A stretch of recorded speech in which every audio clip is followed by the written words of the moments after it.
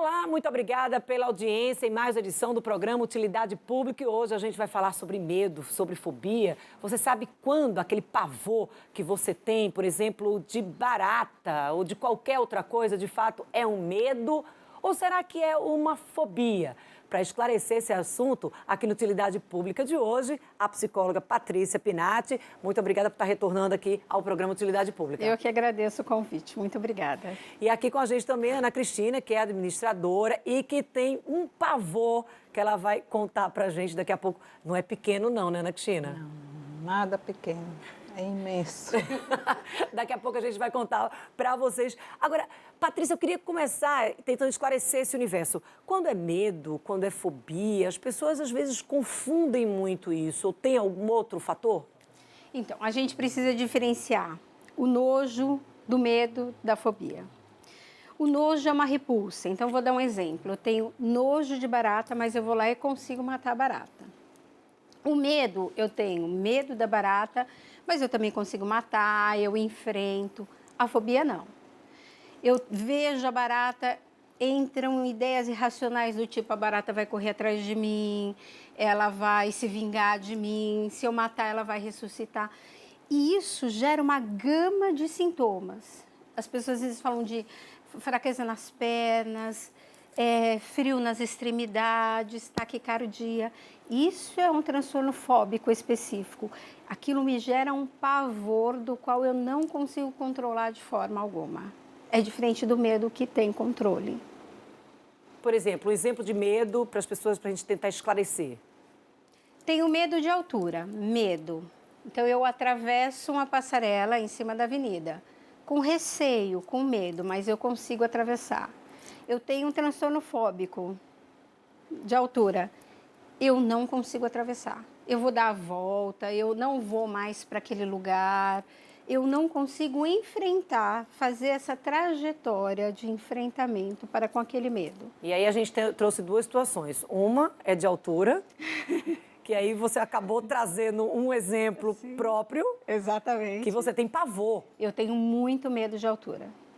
Mas medo ou fobia? Fóbica mesmo. Eu não atravesso uma passarela. O que você sente? Eu, mediante a ideia, e isso também é uma questão do transtorno fóbico, se eu sei que eu vou ter uma passarela a atravessar, no dia anterior eu já tenho uma ansiedade antecipatória, às vezes gera até insônia. Isso é muito comum nos transtornos fóbicos, principalmente aquelas pessoas que têm medo de falar em público, que sabe que vai ter que fazer uma apresentação, então isso gera uma ansiedade antecipatória. E aí você vai ter que acordar bem, você já não dorme bem. Você já e não aí dorme a maré bem. vem toda. Exatamente. Contra. E aí a gente sente palpitação, fraqueza nas pernas, sudorese, um sintoma paralisante, um pavor que você não consegue sair ali. Essas são as características mesmo da fobia. E aí eu queria mostrar, a ideia de trazer também o exemplo da própria Patrícia, que é psicóloga, é mostrar o seguinte, gente, medo e fobia tá na vida de todo mundo. É de todo mundo. Aí vai depender muito do que a gente está fazendo aí para controlar. Exatamente. Eu, por exemplo, barata, eu quero a léguas de distância, porque eu não consigo me entender, sempre foi assim, entendeu? Eu nunca parei para pensar o que eu posso fazer, que eu também não tenho interesse nesse convívio. Agora, a Ana Cristina tem um pavor a gato. Gato. Como é que começou essa história? Lá pela infância, né? Eu na casa de minha avó, acredito que tenha sido que iniciou por aí, né? Na casa de minha avó, ela na pia, limpando alguns peixes, e a gente se aproxima, né? Os netos, para ficar ali próximo da avó. Ela limpando, eu achei de ajudar, eu sei lá, fazer o quê. E tinha gato, eu não tinha medo nenhum, nem sentia nenhum tipo de coisa que me fizesse recuar pela presença do gato. Então, eu lembro que é um peixinho pequenininho, né? Eu pegando para ajudar a vozinha, né? E aí eles tinham uns 2 ou 3, eu acho assim. É pavor, você não consegue nem falar, nem contar a história.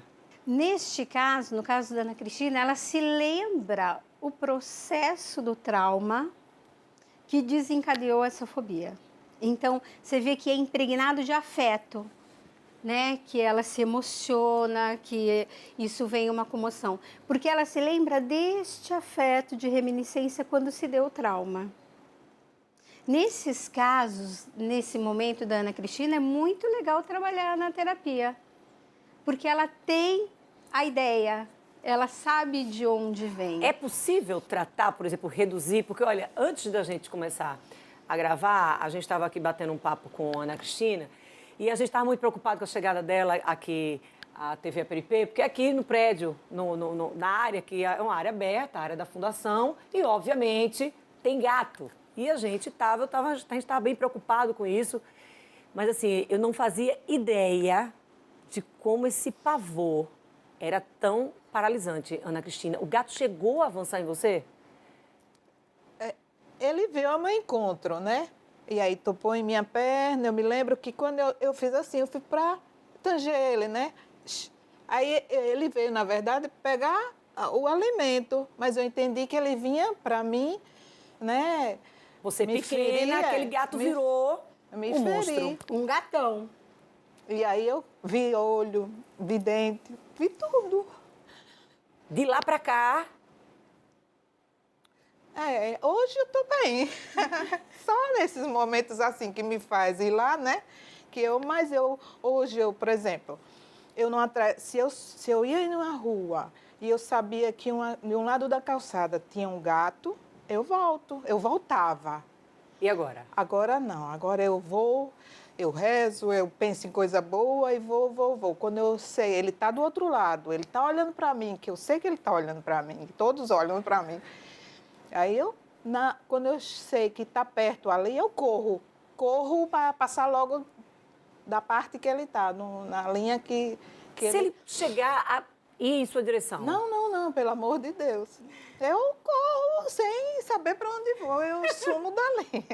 Em relação ao que eu era, se eu soubesse que tem um gato... Você vai visitar alguém e tem um gato na casa? Não vou. Não tem visita? Eu já aviso, se eu conheço alguém, se alguém me convida e tudo, eu preciso sondar primeiro do que essa pessoa gosta, ela gosta de bicho. Hoje eu acho que eu lido melhor porque eu tenho um cachorro em casa. Então o cachorro me fez tocar num outro animal que nem assim eu tocava, porque para mim, sabe, como é aquela sensação de estar topando. Hoje não, legal. E eu acho que eu me sinto segura com ele, sabe? Eu digo, não, eu tenho um cachorro. Por exemplo, na rua eu consigo, porque ele vai me defender, então eu ando com ele, legal. Mas se eu sei que alguém tem um gato e eu preciso ir na casa dessa pessoa, eu deixo claro, porque eu não costumo publicar, eu estou hoje aqui publicando assim, né? Mas a todos não, mas as pessoas que me conhecem, que vivem